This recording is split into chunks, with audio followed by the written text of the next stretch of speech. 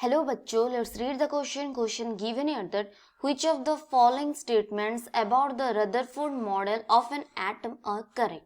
Statements are, first one is, consider the nucleus is positively charged. Second statement, establish that the alpha particles are 4 times as heavy as a hydrogen atom.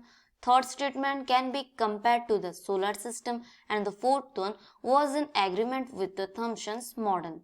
So option A is 1 and 3, option B 2 and 3, option C 1 and 4 and option D last one is the only one. तो question में पूछा क्या है? Question में पूछा कि Rutherford models क्या है, मतलब कि कौन सा वाला स्टेटमेंट करेक्ट है according to the Rutherford model.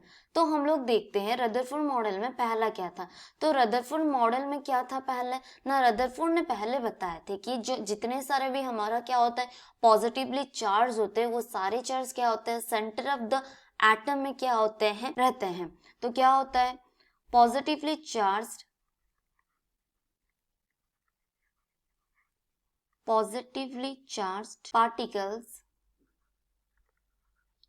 particles are occupied in the center of atom and that is called as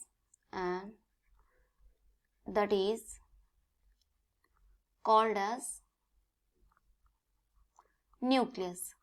तो हमारा जो न्यूक्लियस होता है वो क्या होता है, न्यूक्लियस जो होता है पॉजिटिवली चार्ज पार्टिकल होता है.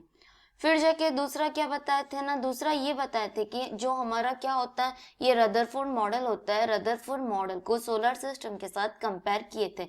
मतलब कि क्या होता है जैसे कि हमारा क्या होता है सोलर सिस्टम में सन के सराउंड में रिवॉल्व करते हैं 9 प्लैनेट्स, वैसे ही क्या होता है हमारा रदरफोर्ड के मॉडल में भी न्यूक्लियस के सराउंड्स में इलेक्ट्रॉन्स रिवॉल्व करते हैं, पॉजिटिव चार्ज के सराउंड्स में नेगेटिव चार्ज रिवॉल्व करते हैं. इसलिए उन्होंने क्या किए थे कंपेयर किए थे सोलर सिस्टम के साथ, compared with solar system. Then क्या बताए थे दूसरा, फिर जाके उन्होंने क्या किए थे अल्फा पार्टिकल्स को लिए थे एज ए रेफरेंस. क्या किए थे हीलियम 2 प्लस आयन जो होता है उस हीलियम 2 प्लस आयन को लेके उन्होंने अपना एक्सपेरिमेंट को कंप्लीट किए थे.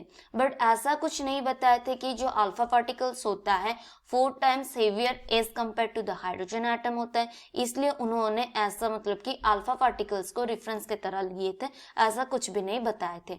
तो हमारा क्या हो जाएगा सेकेंड ऑप्शन गलत हो गया. एंड क्या था फोर्थ ऑप्शन जो है was in agreement with Thomson's model. तो बिल्कुल भी नहीं हुआ था थॉमसन के मॉडल के साथ, ऐसा बिल्कुल कुछ भी क्या नहीं हुआ था एग्रीमेंट नहीं हुआ था. जो हमारा ऑप्शन है ऑप्शन 1 एंड 3 क्या होता है ऑप्शन 1 एंड 3 जो है वो क्या है करेक्ट है, अदरवाइज ऑप्शन 2 एंड 4 रॉन्ग.